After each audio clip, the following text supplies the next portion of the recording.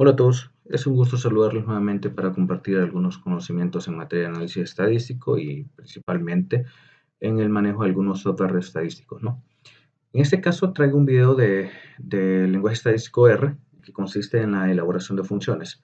Voy a explicar de forma bien general el tema en qué consiste una función o qué es una función. Y en el proceso, cuando vaya realizando el ejemplo, de repente podemos ir comprendiendo mejor en qué consiste y la utilidad que va a tener, ¿no?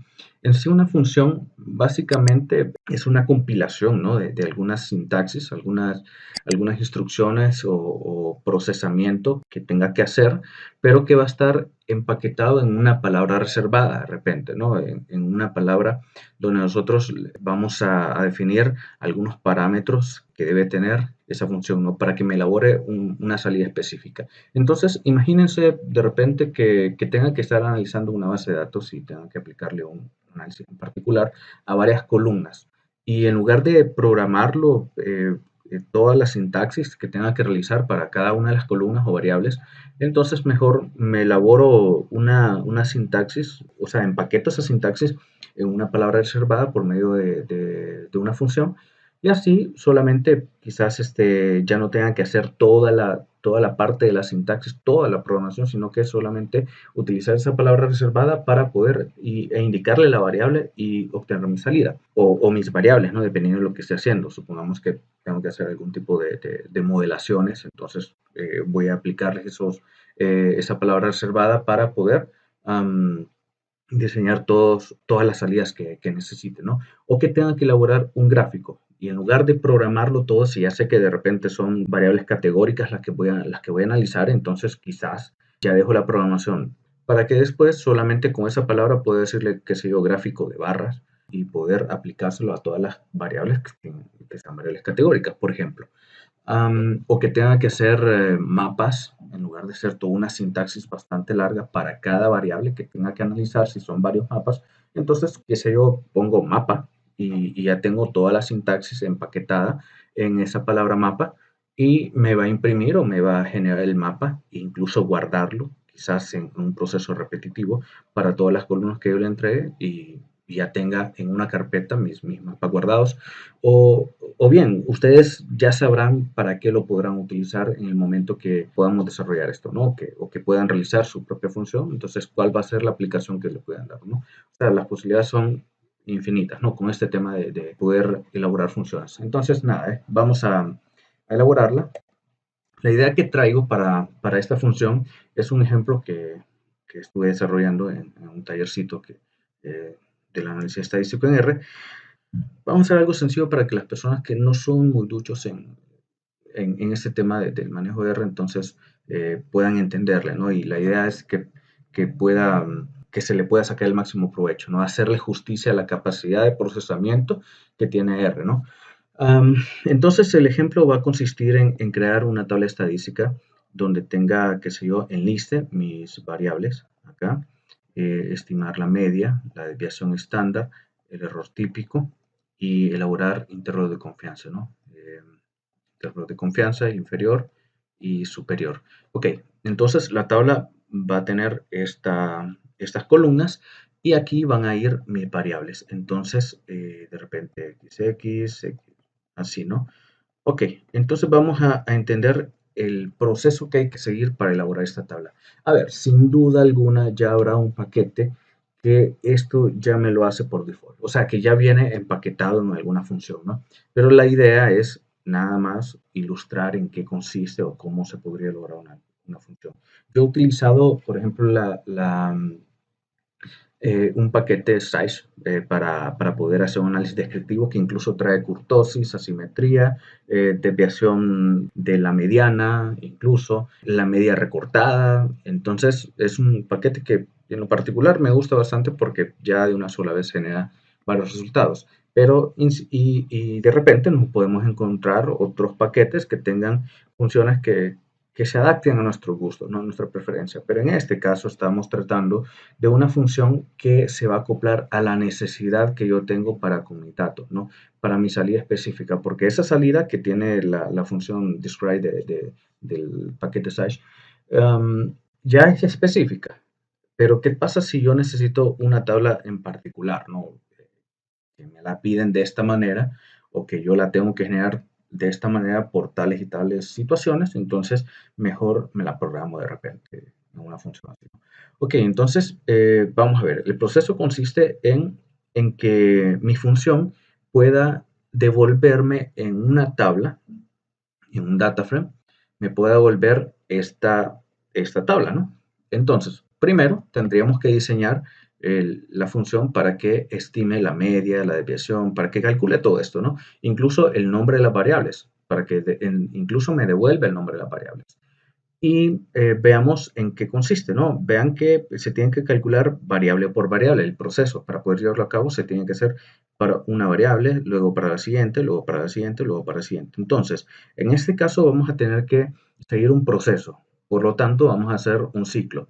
Entonces, en el ciclo vamos a pedir que se guarden todos estos cálculos en una tabla de repente y después pueda anidar estas tablas para que me cree una sola, ¿no? Ok, entonces ya estoy pensando en que viene un ciclo, hay que estimar para cada una, después hay que anidar y también hay que ver dónde vamos a guardar cada una de estas tablitas, ¿ok? Entonces para esto vamos a crear una lista, ¿de acuerdo? Vamos a crear una lista y después de la lista vamos a crear qué sé yo, la función con la función de code, vamos a unir toda la tabla ya que tendrá los mismos nombres de columnas, entonces podríamos hacer un cbind para poder, perdón, un rbind para poder anidar las tablitas que contenga esta lista que vamos a crear, ¿no? Ok, entonces vamos a ver. Vamos a llamarle, después les voy a explicar en qué va a consistir esto. Me voy a hacer un poquito más grande. Acá creo que estaría bien. Ok, entonces yo recomendaría que le demos un nombre, el nombre de la función y nos la guardemos en quizás de repente si la podemos empaquetar en un repositorio, crear la función para subirla a GitHub sería mucho mejor, ¿no? Porque ya la tendríamos como instalada como si fuese una librería de R. O sea, podemos hacerlo, ¿no? Lo que pasa es que no es tema de este video, sería muy largo, ¿no? En este caso lo vamos a guardar solamente para tenerla en algún repositorio, en alguna carpeta y después cuando nosotros necesitemos de esta función podemos ejecutarlo, o sea, desde consola, desde otro script, aunque no lo abramos, solamente que pedirle que me lo ejecute, ¿ok?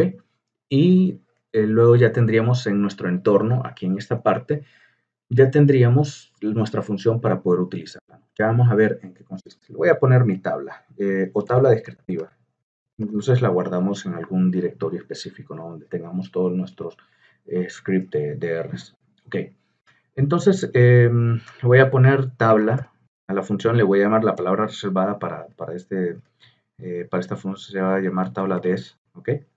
Y con el asignador, el apuntador, como le quieran llamar, voy a asignarle la función.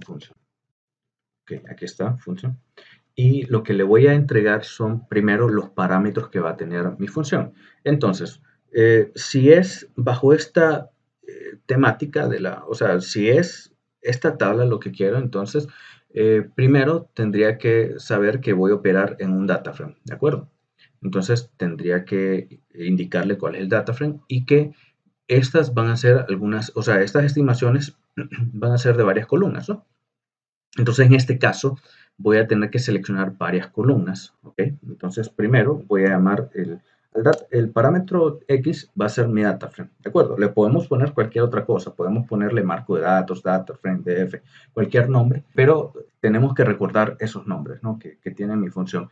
Entonces, X me parece que está bastante estándar, ¿no? Entonces, aquí el siguiente parámetro van a ser las columnas que tengo que indicarle a mi función para que yo le diga, bueno, si imaginamos un marco de datos donde tengo variables categóricas y variables numéricas, y tengo que aplicarle las funciones a las variables numéricas. Entonces, me fijo en las columnas que son tipo numéricas, entonces todas estas columnas que yo tengo en ese orden que se la voy a entregar, me le va a aplicar la función de estimar todos estos estadísticos, ¿no?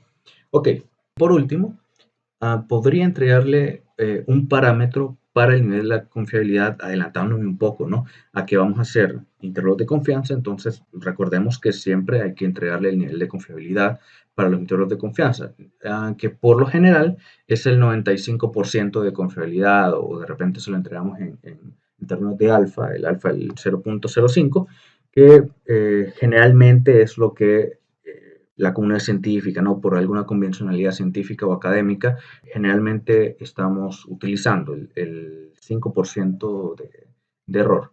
Entonces podríamos dejarlo definido así por default, que venga con el 5%, pero que me quede flexible para que yo lo pueda cambiar, ¿de acuerdo? O sea, que no me calcule los intervalos de confianza amarrado al 5% solamente, sino que yo lo pueda cambiar y por eso lo tendría que entregar como parámetro. Entonces, lo voy a colocar acá como parámetro y le voy a decir, bueno, que ya venga para el 0.05, pensando en que voy a utilizar una función que necesita alfa, ya que vamos a utilizar la instrucción teststudent para la construcción del intervalo de confianza. Entonces, bien, estos son los parámetros y este ya va a venir por default, no lo tengo que, de hecho yo lo podría omitir cuando esté utilizando la función y me va a generar el intervalo de confianza con el 5% de error, pero yo lo podría cambiar. Si le entrego el parámetro es para cambiarlo, ¿no? Y estas sí, a fuerza yo se las tengo que dar. Estos sí los tengo que poner. Este es opcional, porque ya lo estoy definiendo por default, ¿no? Ok, entonces ahora empiezo a armar mi función. Para ello voy a abrir estas llavecitas, ¿ok? Y voy a empezar estructurando esta función, ¿no? Pensemos en la tabla. Veamos la tabla. La tabla primero necesita los nombres de las variables. En la primera columna van a estar los nombres de las variables. Ok, entonces para ello necesito capturar en algún objeto, en alguna variable, los nombres, ¿no? Entonces voy a ponerle nombres. Iba a ponerle n, pero me acordé que podríamos utilizar el nombre, el n, para el tamaño de la muestra, ¿no? A ver, el tamaño de los datos en la variable específica. Entonces, para esto voy a utilizar la función names de el data frame, ¿ok? Que mi data frame, pensando de forma global, es la variable x, ¿ok? Ahora tendría que armar mi tabla, ¿no? La tabla donde se van a calcular las demás columnas, ¿no? Entonces esto, como les decía, lo vamos a hacer a través de un ciclo para que lo calcule para todas las variables, ¿de acuerdo? Entonces para ello voy a generar una lista. La lista le voy a llamar L, así nada más, y la voy a establecer por una función list, para que si yo lo ejecuto, vean, si yo lo ejecuto ahorita, entonces vean que es un objeto lista, aquí se lo estoy entregando con esa función list, y no tiene nada, actualmente no tiene nada adentro, ¿no? Lo que voy a hacer es que mediante el ciclo for, le voy a, qué sé yo, ir cargando los marcos de datos que vaya creando, ¿no? Bien, entonces inicio mi ciclo, ¿no? Con un ciclo for, donde mi contador o el indicador que va a realizar el proceso, ¿no? En qué columna se va a realizar el proceso, va a ser la letra I en este caso. Le voy a decir que va a estar contenida en el objeto columnas, o sea que va a estar determinada por las columnas. Si yo, como les decía al inicio, ¿no? Quiero, qué sé yo, obtener las estadísticas para la columna 2, la 5, la 28, la 49, etcétera.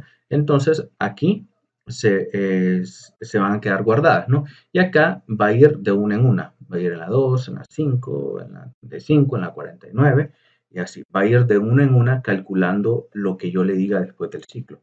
¿Ok? Entonces nuevamente abro las citas estas y voy a empezar a guardar en mi lista. ¿Ok? Se lo asigno con doble corchete y con el contador I para decirle, hey, en este contador, que es el que está determinado por mis columnas, guárdeme el data frame. Entonces voy a crear mi data frame, ¿no? Un data frame que va a tener ahora las columnas, ¿ok? Entonces mis columnas van a ser bars.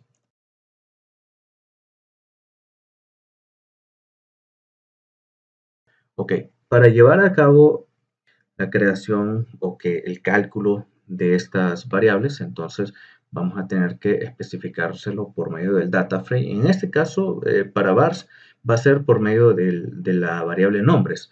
Pero para lo demás, sí va a ser para mis columnas, ¿no? Porque va a ser justamente para los valores del data frame. Ok, entonces aquí en vars lo que voy a hacer es que voy a hacer uso de este objeto nombres. Ok, nombres. Recuerden que nombres contiene el nombre de mi data frame. Todos los nombres en un array de mis columnas, ¿no? Ok, entonces, para que me seleccione solamente el nombre de la variable que necesito o que estoy calculando, entonces le voy a abrir un corchete, los corchetes y le voy a entregar, qué sé yo, el contador i. ¿Ok? Entonces este contador o qué sé yo, este parámetro, este número, que a fin de cuentas se me va a convertir en un número, ¿no? Un número de columnas, am, me va a indicar, qué sé yo, la posición del array, ¿de acuerdo? En ese vector me va a indicar, por ejemplo, puede ser la variable 2, entonces me va a seleccionar de la posición 2 de este array, ¿de acuerdo? Ya que es un array. Si fuese un data frame, entonces necesita eh, ser separado por filas y columnas, ¿no? En este caso no, porque es un array. Y aquí recordemos que para los objetos listas sí necesitan doble corchete. Ok, entonces aquí sí tiene que ser con mi data frame, por lo tanto, y la función que ocupo aquí es una media. Entonces va a ser la función min, ¿ok? Min del data frame y, perdón, me falta el tamaño de la muestra, ¿no? Entonces, n igual a algo. Bueno, voy a continuar con la media para no perder un poco. Y aquí yo le tendría que especificar, por ejemplo, en qué columna lo va a hacer. Porque aquí en X está seleccionado todo el data frame, pero recuerda que lo va a hacer columna por columna el proceso. ¿De acuerdo? Entonces yo tendría que especificárselo, ya sea por medio de sintaxis de dólar, pero tendría que tener el nombre de las variables en sí, sería un poquito más complicado, entonces mejor se lo especifico en sintaxis de corchete, ¿no? Donde le tengo que indicar filas y columnas. Entonces, filas son todas, ¿de acuerdo? Y columnas va a ser la columna i, o sea, la que venga dada por las columnas que yo le entregue en el parámetro calls, ¿de acuerdo? Ok, ¿y qué pasa si estas columnas llegasen a tener NAs? Entonces, para eso utilizo dentro de esta misma función el parámetro na.rm. Me aparece, pero esto tiene que ser igual a true para que me omita los valores perdidos. Ok, con la función del tamaño de la muestra, podríamos utilizar la función length, pero en este caso ¿qué pasa nuevamente si hubiesen valores perdidos, ¿no? Si la columna hay NAs o qué sé yo, está en blanco, no sé. Entonces tendríamos que omitirlos también. Para ello vamos a utilizar la función na.omit, aquí lo tenemos, y nuevamente del data frame que está guardado en la variable x, y nuevamente la sintaxis de corchete, le indico el contador. Ok, para la desviación, el mismo proceso. De hecho, podría, bueno, veamos, y nuevamente los valores perdidos, na.rm igual a true. Entonces, una vez que ya tengo mi data frame guardados en la lista, yo tengo que extraer los objetos de esa lista, ¿no? Entonces, esto lo voy a hacer en un objeto que lo voy a llamar t, y por medio de la función doCall voy a extraer todos mis data frame, perdón, sí, todos mis data frame, ¿no? De las variables que seleccioné, de las columnas que seleccioné aquí, ¿ok? Entonces, en este objeto T. Entonces, por medio de la función doCall. A ver, para los que no hayan utilizado la función doCall, entonces los invito a que vean este video que les voy a poner aquí en esta tarjetita, donde ya, qué sé yo, se muestra, hago un ejemplo, o creo que varios ejemplos específicos del uso de esta función, ¿no? Ok, entonces para este caso voy a tener que utilizar una función rbind, ya que son filas, recuerden, ¿no? Que es anidar filas, ¿no? Viene una fila, la siguiente, la siguiente, la siguiente, así, en el orden que vaya estableciendo mis columnas, ¿no? Entonces, rbind y luego del objeto lista, okay, del objeto lista L. Ok, y ahora para que yo pueda visualizar en consola esta salida, entonces podría ser un return, ¿ok? De T. Porque bien, así como está sin la función return, lo que va a hacer es que me va a permitir guardar la tabla nada más. Pero si yo la quisiera ver en consola, sin necesidad de, o sea, si la quisiera imprimir, ¿no? Acá antes de guardarla en un data frame, entonces yo de repente la quisiera ver, ¿no? Entonces la voy a generar, ok, la voy a probar a ver qué tal. Creo que va teniendo buena pinta hasta el momento. Entonces, para probarla, voy a buscar acá solamente probar función. Entonces voy a llamar un conjunto de datos, lo voy a llamar df, mi variable que tenga ese conjunto de datos, mtcar, para estos datos que vienen por default cuando se instala R, ¿no? Ok, entonces vemos que esta base de autos trae varias variables. Entonces voy a seleccionar la 1, la 3, hasta la 6, ¿no? La 1, 3, hasta la 6. Ok, entonces vean. Tabla punto des, entonces le asigno el data frame. Miren que los parámetros son x, col y alfa. Ok, x, que es mi data frame, es obligatorio. Col también es obligatorio, alfa no. De hecho, ni siquiera he utilizado el parámetro alfa todavía.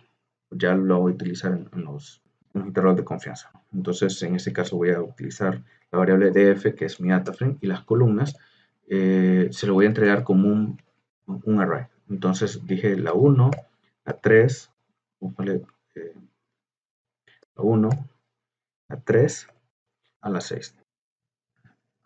Ok, entonces vamos a ver cómo se mira.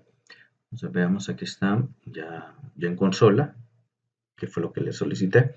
Las variables, n, la media, la desviación. Ok, está bien.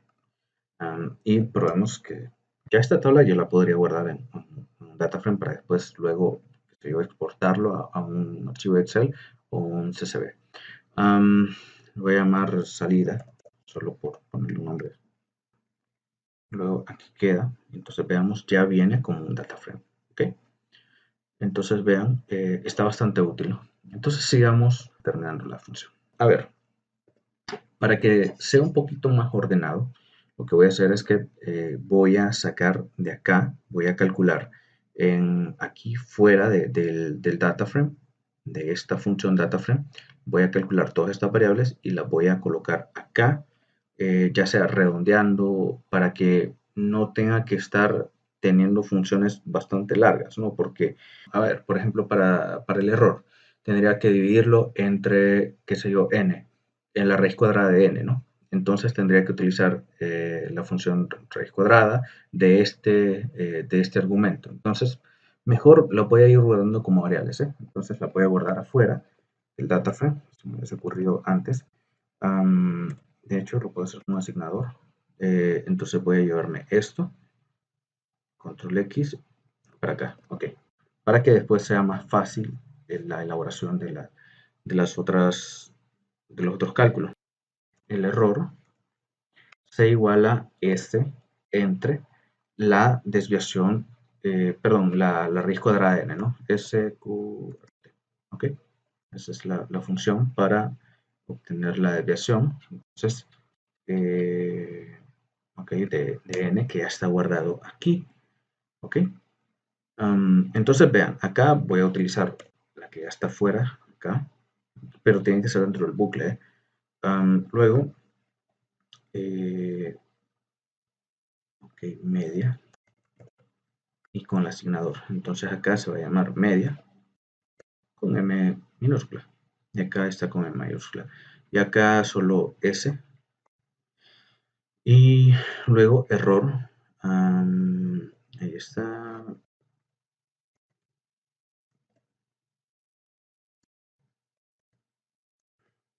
Ok, entonces se va a llamar error.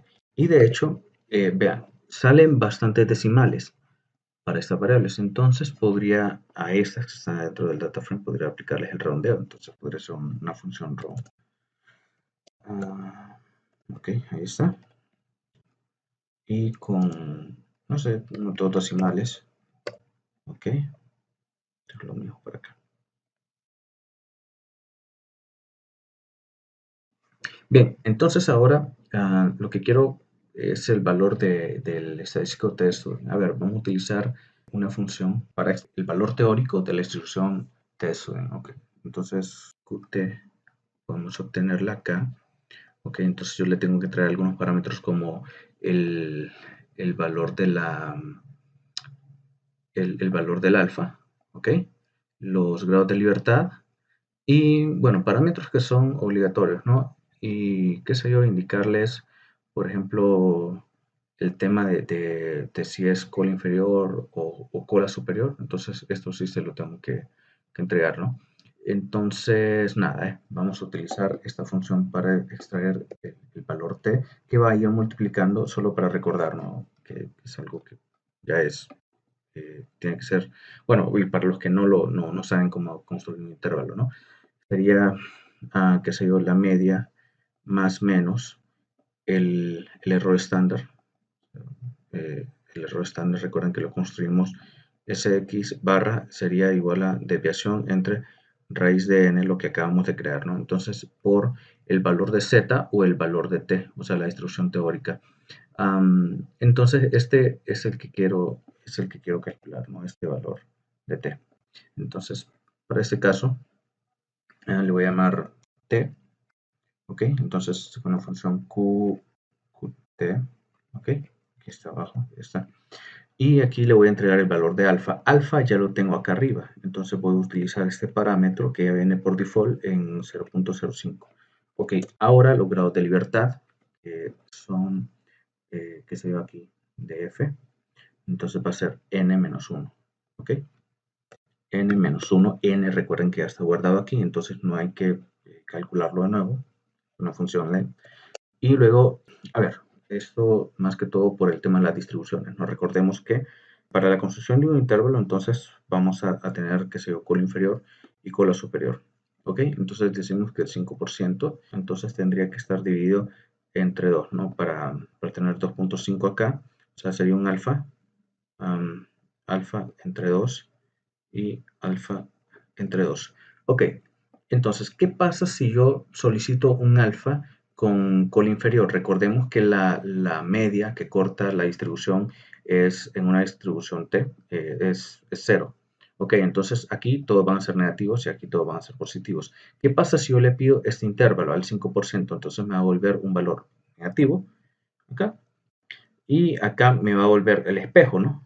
El mismo valor, solamente que en positivo, y porque ya la distribución ya estaría acumulada, ¿no? Ya no sería, ya sería toda esta parte, ¿eh? A ver, si lo puedo poner otro color acá.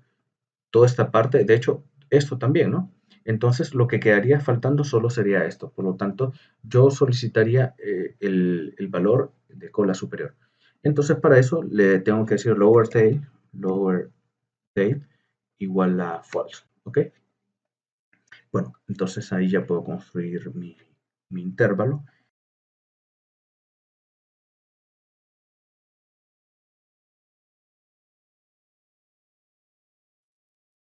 Ok, y podría, bueno, redondearlo también, entonces vamos a hacer la función row.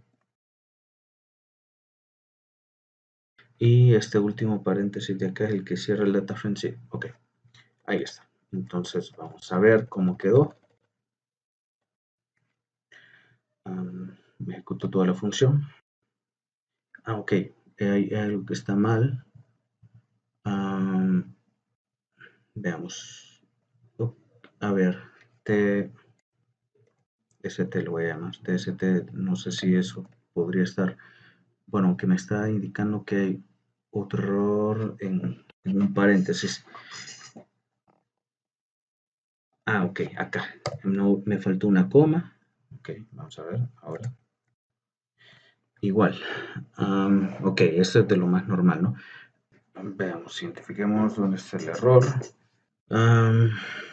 Ok, error. Ok. Error está con E minúscula acá y lo puse con mayúscula. Ok, esto es de lo más normal que ocurra, ¿no? Que nos devuelve un error. Ok, vamos a ver. Ahí está mi tabla. Veamos la salida. Pues, ya en la tabla aquí. Ok, veamos aquí. Salida. Bien, ya está más completa, ¿eh? Miren, n, media, desviación, error, intervalo inferior, intervalo superior. Y aquí vamos a probar ahora el alfa, ¿ok? Entonces el alfa, vamos a cambiarlo a 0.01, entonces se tendría que ser un poco más grande mi intervalo, ¿no? Por ejemplo, 18, 28 y 21, 90. Veamos que estos valores se hagan este más a la izquierda, y que sea más bajo, y este más alto. Veamos si eso ocurre. Solo voy a correr esta parte sin guardarlo. Veamos entonces. Sí, ¿verdad? Miren. 17, 48 se hizo más a la izquierda y este más a la derecha. Ok, funciona bastante bien, ¿eh? Entonces veamos, voy a guardarlo. De hecho, vean, esta función ya la tengo guardada en un archivo y lo voy a llamar, ¿eh?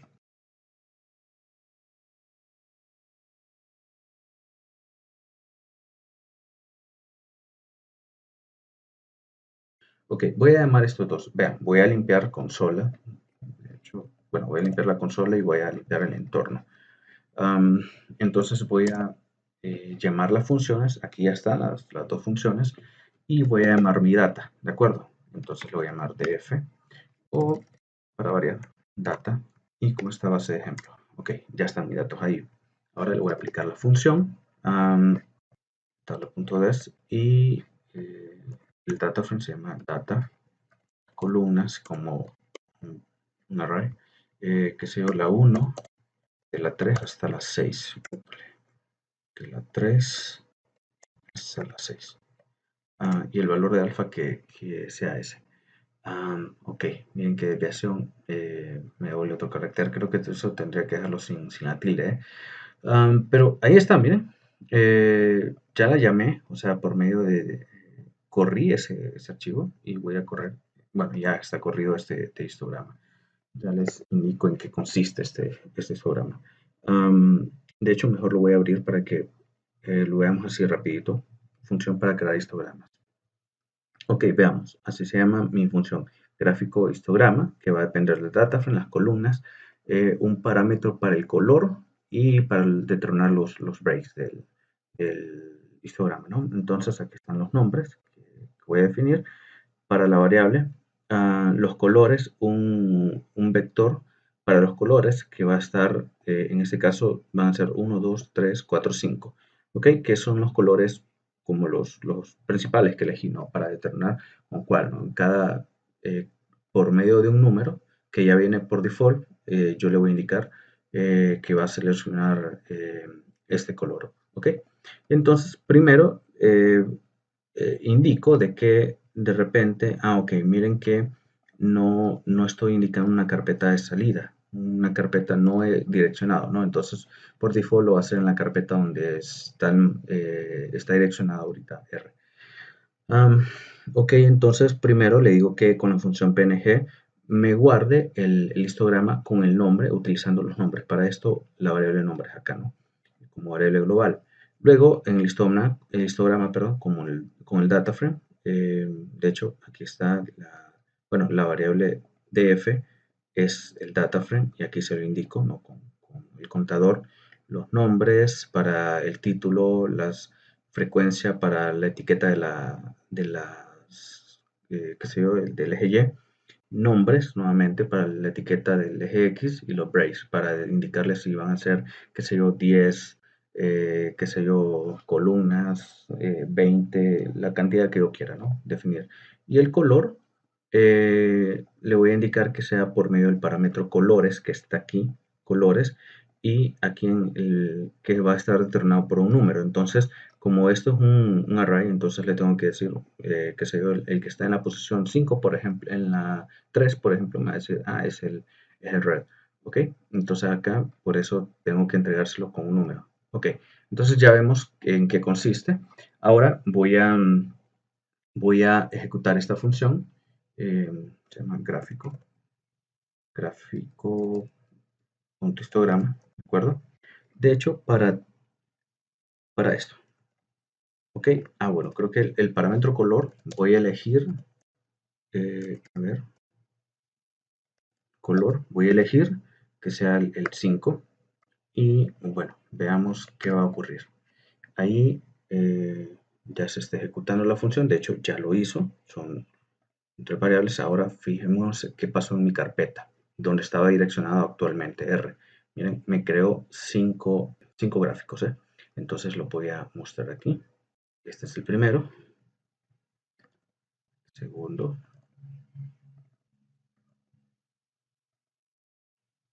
Entonces vean que va cambiando. Veamos, lo voy a probar de nuevo. Para eso cerré los gráficos. Entonces le voy a poner el color 3, por ejemplo. Y lo cierro porque si no sería algo ilegal, ¿no? Entonces vamos a ver que ya están creados. El color 3 será rojo. ¿Ven? Vamos a ver si el siguiente, el siguiente. Entonces vean, ya de una sola vez me crea los gráficos. Entonces vean el potencial que tiene, ¿no? Este tema de elaborar las funciones, ¿eh? En una que sea palabra reservada ya podríamos tener una serie de acciones que tengamos que hacer frecuentemente. ¿Ok? Bien, entonces ya el video sí me quedó un poquito largo, pero espero que haya valido la pena si llegaron hasta aquí, que les haya contribuido bastante en tema de conocimiento, ¿no? Bien, espero retomar la elaboración de estos videos, ¿no? Con otros temas que ya desde ya días vengo con la intención de querer grabarlos, ¿no? Y publicarlos aquí en el canal, pero bueno, se me ha hecho un poquito complicado, que sé que podrían ser funciones de bastante utilidad para las personas que en el día a día utilizan R, ¿no? Pero bien, trataré de seguir subiendo contenido, más que todo en este lenguaje, que me ha parecido bastante potente, ya que uno puede hacer las cosas a su gusto. Ok, bien, nos estaremos viendo en otro video. Saludos.